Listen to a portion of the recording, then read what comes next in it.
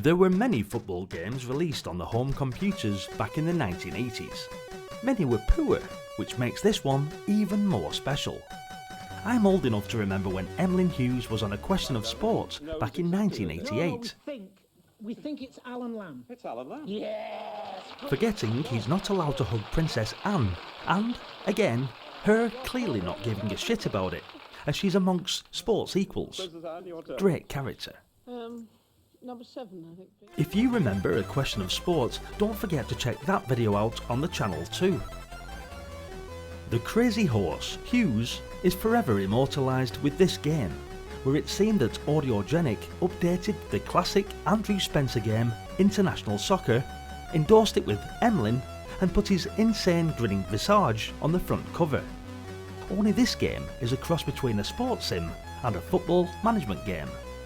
Emlyn Hughes International Soccer allows you not only to physically control your team players, but also to influence their fortunes as manager by choosing team members and matches. Each match is viewed from the side stands and controlled one player at a time. You try to get the ball using slide tackles and skills. I don't know what happened here, but I encountered a bug, and it kinda looks like we're all taking a leak against the sidelines. Nice. I love the fact that you can use the pull-down menus on the main screen to select some usual football game feats, such as choosing one of the 10 skill levels, as well as strip and pitch colours. But you can also select and edit teams and individual player skills. This was pretty revolutionary back in the day. These menus also bestow certain abilities on the players, such as back heels and 5-direction kicking, all of which are accessed from the joystick during a game. A practice option lets you familiarise yourself with joystick skills by pitting you against a team whose members freeze whenever they get the ball. But then again, I had mates like that who were useless at this game, so my practice was normally pitted against real players when this game was first released. As well as these facilities, you can play cup, league, championship, season or friendly matches. During the game, the standard scrolling grandstand view of the action is shown with a display above the pitch to indicate the name of the team member under each player's control, with the computer automatically putting the player nearest the ball under your control. There is an option to allow you to select the controlled player from the joystick though, if you want to.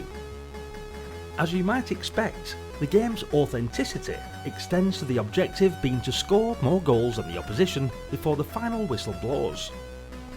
The best thing about this classic game is that you can play it at almost any level. If you're not feeling particularly strategic, you can just hit the practice option and go straight into a match.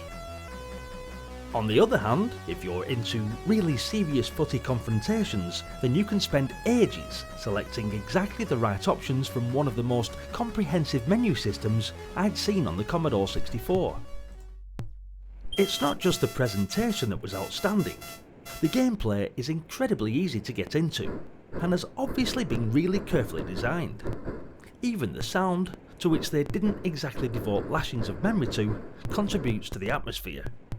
It's great to hear the crowd gasping when you almost get a goal.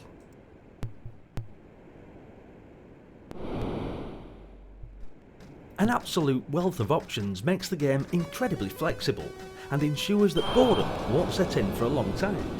Unlike some of the other computer game sims, it isn't slowed down by its extra features, and doesn't need tiny gauges to display kick strength or the like. The joystick control is very easy mastered after a few practice games, and you're soon dazzling the crowd with back heels, sliding tackles and diving headers. Quite simply, I'd guess that it's probably the best football simulation available on the Commodore 64. But then again, that's only my opinion.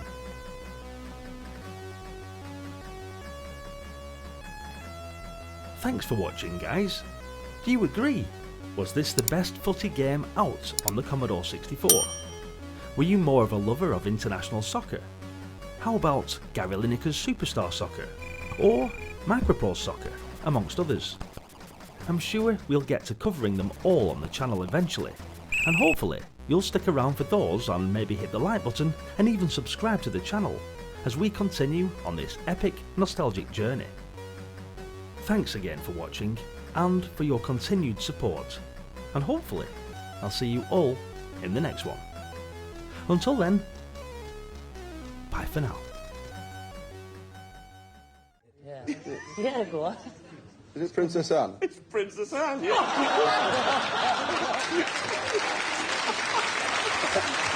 Yes, you're right.